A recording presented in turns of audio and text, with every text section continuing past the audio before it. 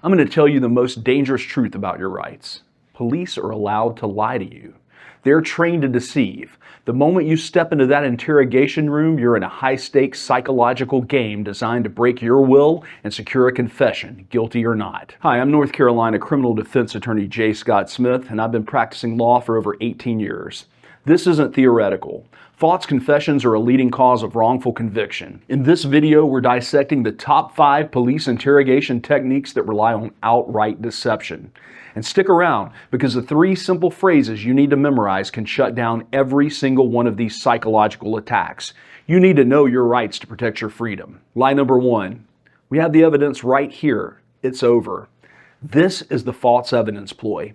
They'll name a non-existent witness to claim we have you on tape, or even say they have your definitive DNA or fingerprint match. Why do they use this? It's designed to create a feeling of inevitability. They want you to believe that the case is already solved, and the only remaining choice is how you'll cooperate. I once had a client call me from the police station needing some help. When I got there, the police had a VHS tape marked evidence sitting on the table in front of my client, telling him they had him on tape.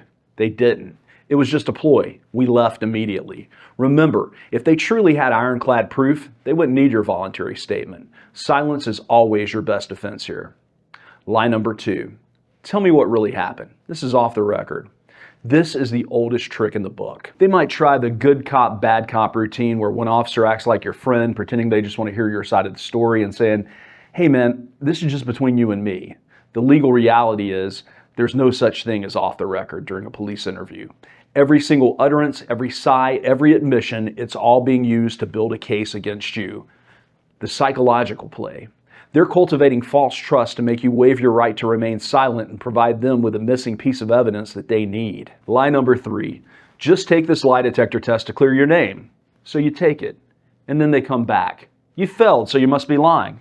The polygraph test is a massive bluff. These results are rarely admissible in court because they're widely considered unreliable. The psychological play. The test itself is irrelevant. They use it purely as a prop to apply psychological pressure. They'll lie to you and tell you the machine indicated deception regardless of the outcome.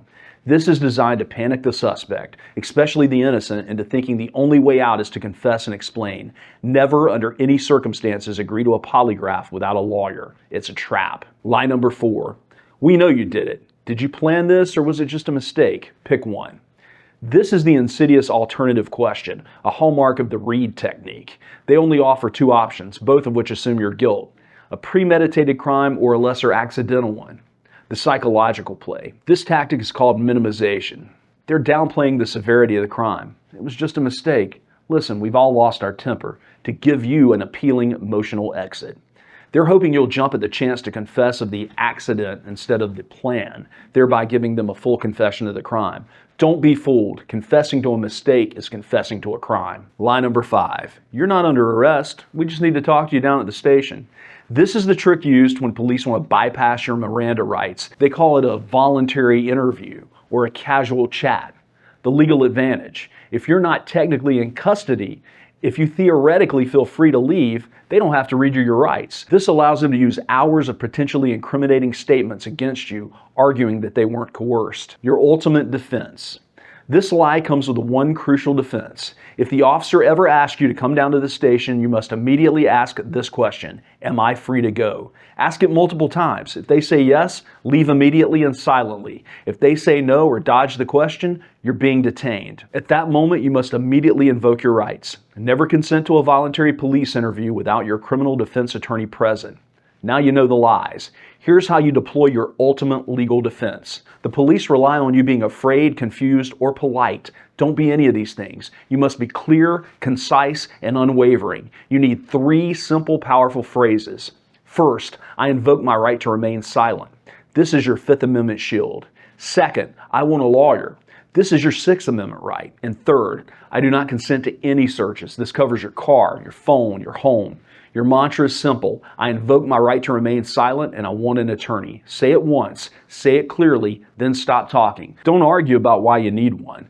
Don't answer questions like, what are you hiding? Your decision to use your rights is not evidence of guilt. It's the smartest, most essential decision you can make in that room.